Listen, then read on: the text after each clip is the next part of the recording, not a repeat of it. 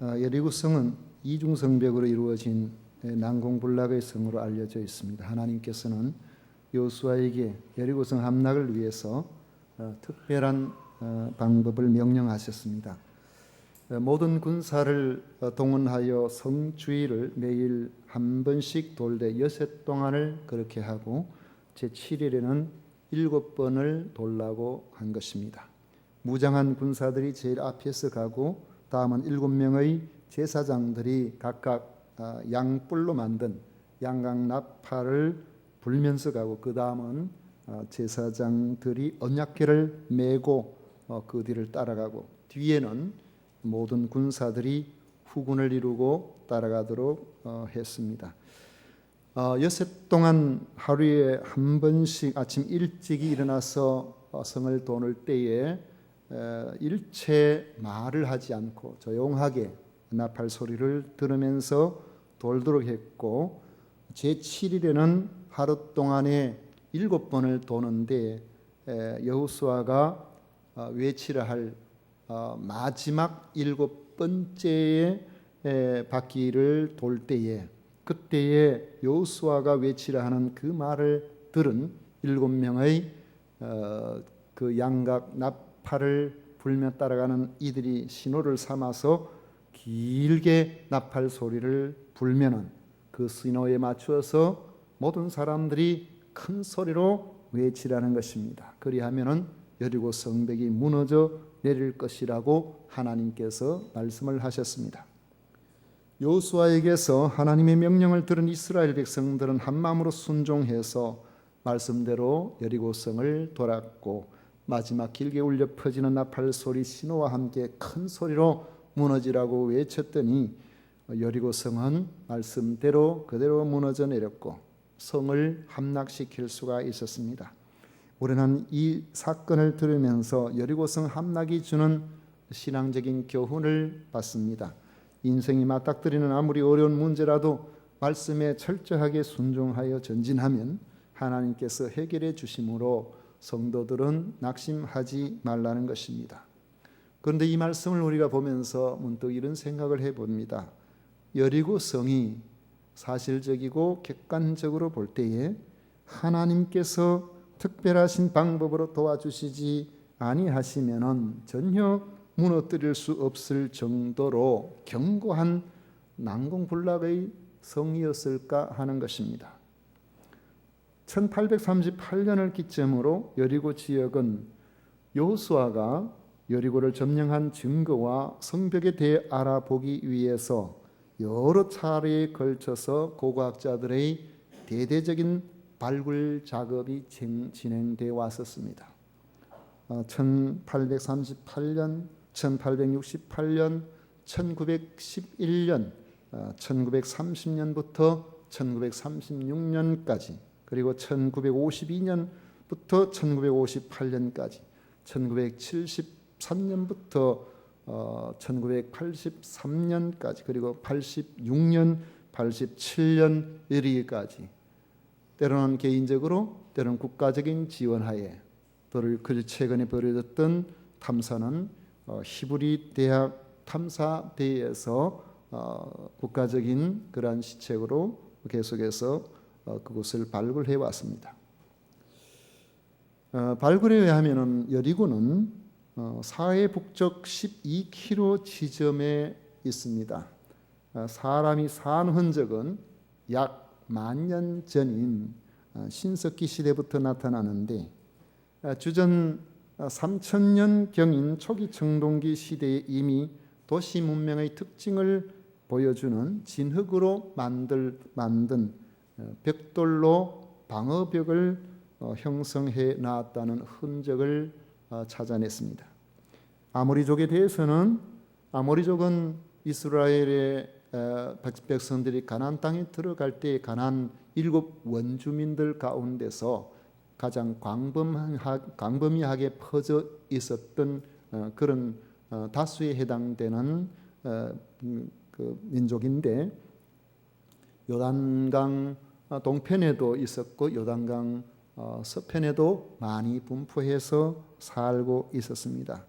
그런데 이 아모리족에 대해서는 주전 24세기와 21세기에 그 메소포타미아 지역의 수메르 문헌에 이미 벌써 아모리족에 대한 이야기가 언급되어 있습니다만, 가나안 땅에 광범위하게 유입된 아모리족의 일부가 오늘 본문의 시대적 배경이 되는 14세기에 여리고성에도 정착하여서 살고 있다가 여리고성이 무너짐과 함께 완전히 황폐화되어서 이곳은 더 이상 사람이 살지 않는 곳으로 됩니다.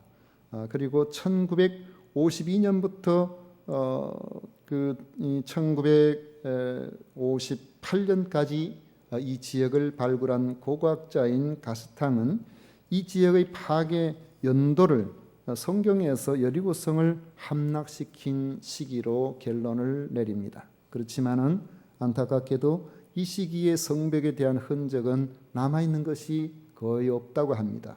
침식으로 빗물이 스며들면서 이 당시의 모든 하단 지층들이 빗물에 쓸려 나가버렸기 때문에 이 시대가 후기 청동기 시대인데 당시의 유물들 대부분이 유실되어 버렸다는 것입니다. 그 후에 주전 9세기경에 초에 성경에 기록된 아합 왕 때죠. 아합 왕 때에 베델 사람 히엘이 이 여리고를 재건하게 되는데, 이때까지 거의 한 500년 정도, 500년 이상을 사람이 살지 못하는 곳으로 되어 있다가 이 여리고가 한 7세기 때부터, 주전 7세기 때부터 대규모 사람들이 이제 살기 시작을 하게 되는데, 이런 내용들은 이 성경의 모든 기록들과 일치가 됩니다. 지금 발굴된 수많은 유적은 주전 2세기경에서 주후 1세기경, 예수님 태어나신 전후 때에 하스몬 왕가와 헤롯 왕의 겨울 궁전 터와 건물 잔해들입니다. 지금 여리고에서 발견되는 대부분의 유적들은 지금부터 2000년 전에 그러한 유적들이라는 것이죠. 그 이유는 이 여리고가 겨울에도 전혀 기온이 우리가 추위를 느낄 정도로 떨어지지를 않습니다. 아주 온화한 그런 곳이기 때문에 예루살렘 쪽은 겨울 되면 많이 춥거든요. 그러니까 겨울에는 여리고에 궁전을 짓고 겨울 궁전으로 그렇게 지나왔기 때문에 지금 유적들은 당시의 그런 흔적들이라고 그렇게 보시면 될 겁니다. 우리 다시 여호수아 당시의 여리고 상황으로 한번 돌아가 보십시오. 과연 그 당시에 성곽의 규모나 성 안에 살고 있던 사람의 수가 얼마나 될까? 얼마나 되었을까? 그런 생각을 해보죠. 성곽의 파괴나 침식으로 쓸려져 내려갔기 때문에 정확히 알 수 있는 방법은 없습니다. 다만 그 전에 전 시대에 살았던 사람들, 그 시대의 성곽의 규모랄까요? 그런 것들과 그 이후 시대에 이 여리고에 사람이 살 때 어느 정도 살았는가 하는 것을 우리가 생각을 해볼 수는 있을 겁니다. 그러나 우리가 추정을 해볼 때에 아마도 그곳에 당시에 살고 있던 여리고성 사람들은, 성 안의 사람들은 얼마 안 될 것 같고, 성 바깥에 있는 사람들이라도 전쟁이 벌어지면은 전부 성 안으로 들어오게 되니까요. 그렇게 성 안에 들어와서 당시에 이 이스라엘 사람들과 서로 맞닥뜨리는 이런 상황에서도 성 안에는 아마 한 몇천 명이 되기가 힘들지 않았을까 그렇게 생각됩니다. 많아도 1, 2만 명을 넘어서지는 않았을 거라고 봅니다.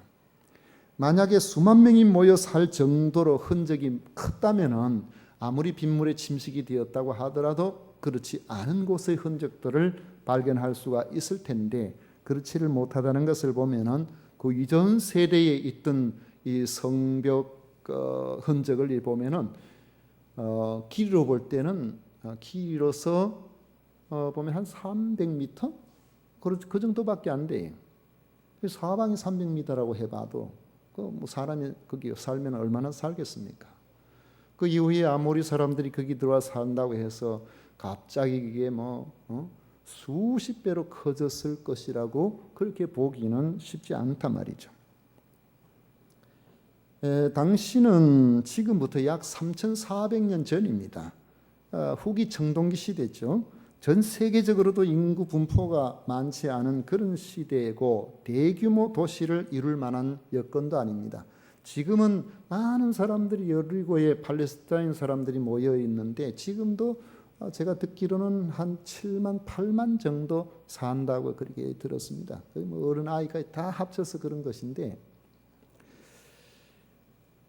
그 생각해 보십시오. 그때 여리고 성 안에 사는 사람들이 많이 잡아서 1, 2만 명이 그 안에 있다고 치더라도 그들과 달리 이스라엘 백성들은 여리고 성에 사는 사람과는 비교도 되지 않을 정도로 많은 수의 사람들입니다. 압도적이에요. 왜냐하면 여리고는 가나안에 흩어져 있는 수많은 성읍들 중에 하나에 불과하지만 이스라엘 백성은 장정만 60만이나 되는 사람들이 마치 바다의 모래알같이 길갈이라는 한 곳에 다 모여 있었기 때문에 그런 것입니다. 선봉에선 루벤과 갓과 므낫세 반지파에서 온 무장한 군사만 성경은 4만 명이라고 했습니다. 여성과 아이를 제외한 20세 이상의 장정만 해도 여리고성을 다 돈다면은 한 5, 60만 명에 해당된다라고 그렇게 볼 수 있네요. 산지에 있는 아주 험악한 곳의 요새도 아닌 그냥 구릉에 위치하고 있는 이런 성을 함락시키기가 그렇게 어려워서 하나님께서는 이렇게 특별한 방법으로 여리고성을 돌게 해서 무너지게 했을 것 같지는 않다는 생각을 해볼 수가 있는 것이죠. 그렇다면 왜 하나님께서는 어쩌면 우리들이 이상하게 생각될 정도로 그렇게 모든 사람들이 동원하여 수고할 정도로 이렇게 특이한 방법으로 여리고성을 무너지게 하셨을까 하는 것입니다. 먼저 생각해 볼 것은 지금까지 하나님께서 하신 것과 같이 이스라엘 백성들의 신앙적인 교훈을 위해서 그렇게 하셨다는 것입니다.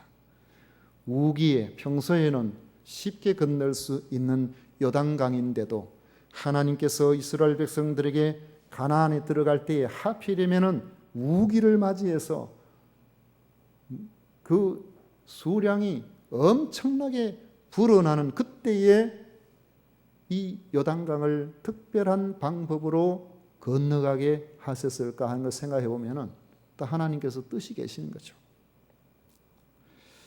언약궤를 앞세우고 말씀에 순종해서 나아가게 될 때에 여리고성이 무너지게 하심으로 이후에 벌어지게 될 가나안의 무수한 정복 전쟁에서 자기 능력을 의지하지 않고 겸손하게 하나님과 하나님이 함께 하심을 의지함으로 나아가서 가나안 땅을 정복하는 그런 사람이 되라는 그런 모든 이스라엘 되라는 그런 메시지가 이 속에 들어있는 것입니다. 가나안을 정복하는 전쟁은 이스라엘 백성에게는 일반 전쟁이 아니라 거룩한 전쟁이 되어야 한다는 것입니다. 그런 점에서 볼 때 성도가 살아가야 할 인생살이에 이것은 큰 교훈을 주는 것입니다. 늘 하나님과 동행하는 그런 삶이 되어야 된다는 것이죠. 사람은 약간만 힘이 있거나 자신감이 생기면은 하나님 괜찮습니다. 저 혼자 하지요. 하나님의 손을 놔버리고 혼자 하려고 하는 그런 면을 보입니다. 여리고에서 승리하자 이스라엘 백성들은 자신감이 충만해졌습니다. 그러자 하나님께서 여리고성을 함락시키게 해주셨다는 것을 까맣게 잊어버리고 다음 전투 아이성 전투에는 우리가 알아서 하겠습니다. 소수만 가서 3,000명만 가서 그들을 점령하려고 하다가 그들은 크게 패한 적이 있습니다. 가나안 정복 전쟁은 적이 많든지 적든지 성곽이 튼튼하든지 그렇지 않든지 오직 하나님만 의지하고 나가야 했던 거룩한 전쟁이라는 것입니다. 우리 성도의 인생살이도 마찬가지입니다. 교만을 버려야 됩니다. 내 마음대로 조금 잘 되면은 하나님 없어도 내가 모든 것을 다 할 것처럼 그렇게 교만해져 버리기 쉽고, 이런 사람들은 또한 내 뜻대로 안 되면은 금방 좌절하고 절망해버리고 하나님 없이 혼자 덩그러니 서 있는 이런 경우를 맞이하게 되는데, 우리 성도는 마치 에녹과 같이 늘 하나님과 함께 동행해야 끝까지 승리할 수 있다는 사실을 기억하고 살아가야 되는 것입니다. 잘 될 때는 하나님께 감사하고 감격하고, 힘들고 어려울 때는 내 자신을 돌아보고, 하나님께서 함께 하시지 않는 인생이 우리가 어떻게 될 것인지를 기억하고 겸손하게 끝까지 하나님을 의지하고 나아갈 때에 하나님께서는 우리의 삶에 늘 함께 해주심으로 최후 승리자가 되게 해주시는 것입니다. 그 다음으로 오늘 본문에서 라합의 이야기가 보여주는 하나님의 마음을 우리가 기억해야 됩니다. 여호수아 2장에 보면 이미 라합의 이야기가 중요하게 다루어집니다.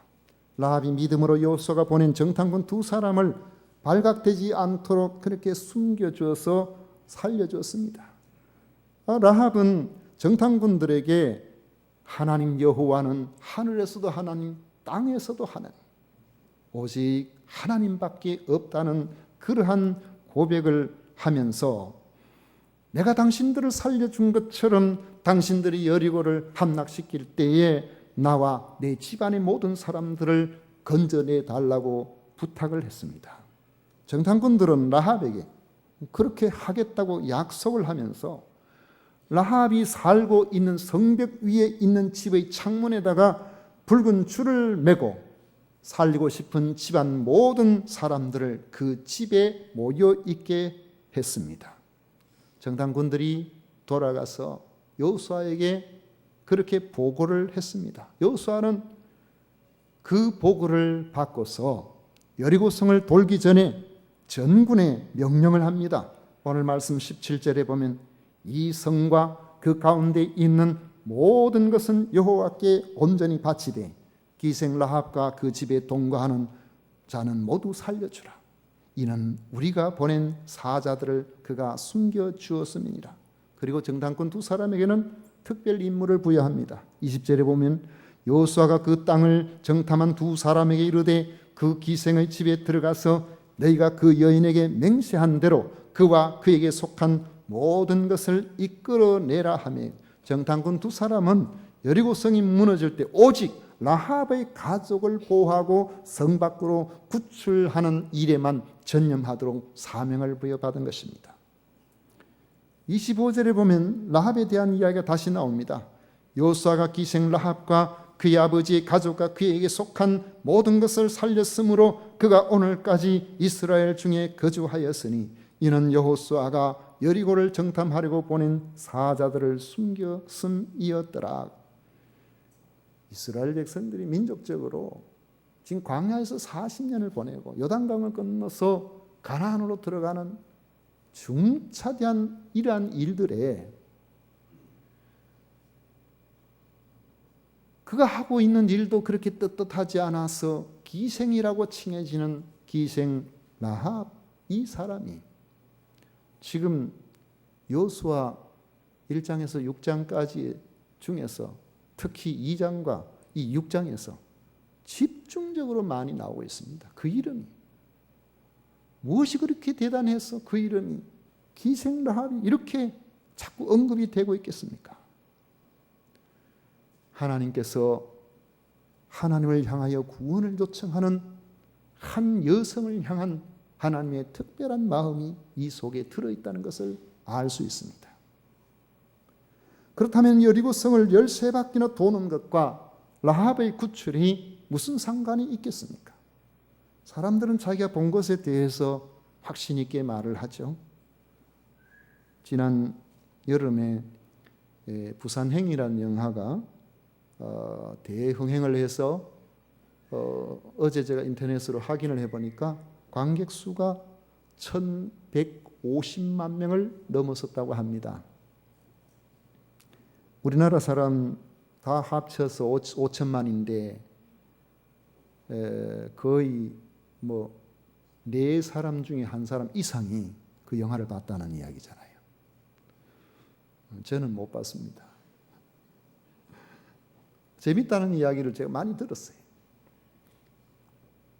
그런데 들은 이야기 가지고 제가 무슨 말을 하면서 그게 재밌다더라, 그 뭐 기차 타고 가면서 일어나는 뭐 그런 일이라더라, 뭐 이런 이야기를 제가 뭐 이야기를 한다고 해도 옆에서 목사님 제가 봤는데요, 이렇게 이야기하면은 그 다음 당신 이야기해보라고. 제가 할 말이 없어요. 봤다면은. 저는 안 봤으니까.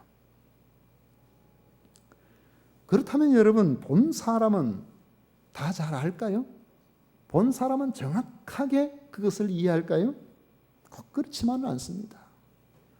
보고 들으면서 그것을 자기가 알고 있는 지식이나 기호로 재각색해서 받아들이기 때문에 그렇습니다. 그게 사람이 무엇을 보고 듣고 받아들이는 하나의 양식이에요. 그래서 내가 무슨 이야기를 하면 상대방이 그 의도를 정확하게 알아들을 것이라고 우리는 생각하지만은 동문서답하는 사람이 얼마나 많습니까? 받아들이는 틀이 다르기 때문에 그런 거예요. 사람은 자기가 관심 있는 마음 바탕 안에서 내가 시신경을 통해서 보고 들으면서 지식을 다시 재구성하기 때문에 똑같이 들어도 다른 말을 하도록 되어 있는 것입니다. 라합과 정탐꾼들의 약속은 라합의 성벽 위에 있는 집 창문에 붉은 줄을 매는 것입니다. 그 붉은 줄이 매여 있는 집 안에 있는 사람은 살게 될 것이라는 약속을 했습니다. 여호수아는 전군에 붉은 줄이 매여 있는 그 집에 들어있는 모든 사람은 살려주라고 명령했습니다. 그러면 여호수아의 이 명령을 따라서 라합은 무조건 살 수 있겠느냐 하는 것입니다. 그렇지 않을 가능성이 높습니다. 왜냐하면 전군의 명령을 내렸지만은 그 명령을 그들 가운데는 주의 깊게 듣지 못한 사람이 분명히 있을 거예요. 어떤 사람이 있을까요? 설사 만난 사람. 지금 뭐 화장실 급해가 정신이 없는데 귀에 들어오겠어요. 깜밤에 밤새운 사람. 정신이 몽롱해가지고 아이고 오늘 또 연설하네. 아이고 빨리 끝났으면 좋겠는데 귀 하나도 안 들어와요. 옆 사람하고 어쩌다가 발발 이 사람이 왜 내 발발로 그러는데 이야기 다 지나가 버리네. 못 알아들을 수가 있어요. 주의 깊게 듣지 못한 사람이 그들 가운데는 분명히 다수가 있을 가능성이 있고 성벽이 무너진 이후에 여리고 성에 난입할 때에 질서 있게 할 수가 없습니다. 그들은 살기 위해서 도망치는 것도 동으로 서로 남으로 북으로 정신이 없고 피가 터지고 이런 상황이에요. 이렇게 사람이 뒤엉겨 있는 그런 형편에서 라합의 집을 저 집이다라고 한번 가본 적도 없는데 어떻게 정확하게 구별해서 그 집을 보호할 수가 있겠어요? 얼마든지 불상사가 일어날 수가 있었던 거죠. 여리고성에 있는 모든 사람을 진멸하게 되어 있는 상황에서 어느 한 사람의 실수로 한순간에 죽을 수도 있는 거죠. 여리고성을 7일 동안 13바퀴나 돌게 하신 것은 바로 이런 불상사를 사전에 완벽하게 차단하여 라합과 그의 요청으로 그 가족 전부를 구원시켜 내시겠다는 하나님의 특별한 섭리와 배려라고 저는 생각합니다. 하나님께서는 민족이 중요하니까 그 민족 속에 들어있는 한 개인을 무시하시는 하나님이 아닙니다. 하나님은 한 민족을 그대로 그들은 이스라엘의 적이니까 그들 모두 거기에 속해 있다는 것만 가지고 그들 모두를 배제하시는 하나님이 아니에요. 창세전에 이미 기쁘신 뜻대로 택정함을 입은 사람은 단 한 사람을 위해서 전 민족을 수고하게 하시기도 하시는 분이 우리 하나님이시라는 사실을 우리는 기억해야 됩니다. 하나님께서는 여리고성을 돌 때의 마지막 순간 외치라는 나팔 소리의 신호를 듣기 전까지는 한 사람도 입을 벌려서 말하지 말라고 명령을 하셨습니다. 그들은 첫날부터 6일 동안 그 성을 돌 때마다 붉은 줄을 집중할 수가 있었습니다. 혹 첫날 못 본 사람도, 혹 둘째 날 못 본 사람도 어느 순간인가 너 봤니? 나 못 봤는데. 그 다음 집중하다 보면은 그 붉은 줄이 매여 있는 그 집을 알 수 있죠. 그리고 마지막 7일에는 7번이나 돌면서 안 볼래야 안 볼 수가 없는 그런 상황이 된 것이죠. 그 누구도 실수로 붉은 줄이 매여 있는 그 집안에 들어가서 사람을 죽이는 불상사를 아예 원천 차단을 시켜놓은 것이죠. 하나님의 구원 역사는 놀랍고도 치밀합니다. 여리고성의 모든 사람이 하나님의 이름을 듣고는 마음이 높고 정신을 잃었지만 그들은 하나님께 구원을 요청하지 않았습니다. 오히려 성문을 닫아 걸고 끝까지 반항하고 버티다가 멸망을 당한 것입니다. 그들과 달리 라합은 하나님은 상천하지의 하나님이시요 사는 길은 그분에게 나아가는 길밖에 없다는 것을 알고 기회가 올 때에 미루지를 않았습니다. 정탐꾼들을 숨겨주면서 자신의 구원을 요청했습니다. 정탐꾼들이 붉은 줄을 메고 그 속에 들어가 있으면 살게 될 것이라고 했을 때에 당신 말대로 하겠다면서 즉시 창문에다가 붉은 줄을 메고 온 집안 가족들을 설득해서 그 집안에 머물게 했던 것입니다. 이것이 라합의 믿음입니다. 하나님은 이런 라합의 믿음을 보시고 그를 구원하신 것입니다. 이스라엘 전 백성들의 수고를 마다하지 아니하시고 무려 7일간 13바퀴나 여리고성을 돌게 하신 것입니다. 그리고 완벽하게 그 집에 있는 라합과 그 가족을 구출해 내어주신 겁니다. 하나님의 구원 역사는 이와 같습니다. 창문에 매여 있는 붉은 줄과 같이 우리를 구원하시기 위하여 죄가 하나도 없는 독생자 예수님을 갈보리 그 언덕에 세우셨습니다. 가시 멜류관을 스므로 머리부터 흘러내리는 그 붉은 피, 색칼고리가 달려있는 그 채찍의 등 자국 가슴 얼마나 맞은 온천지 피투성이가 되고 손과 발에 대못에 찔려 그야말로 붉은 십자가가 되어버리는 그러한 죽음으로 우리에게 소망의 길을 열어주시고 이 나사렛 예수를 믿는 그러한 사람에게 구원을 주시겠다는 하나님의 약속이 있었던 겁니다. 나사렛 예수님이 유일한 구원의 길임을 알고서 그분을 받아들이고 그분을 통해서 구원받기를 원한다면 하나님께서는 어떤 희생을 통해서라도 그 사람을 구원의 길로 인도해 내실 겁니다.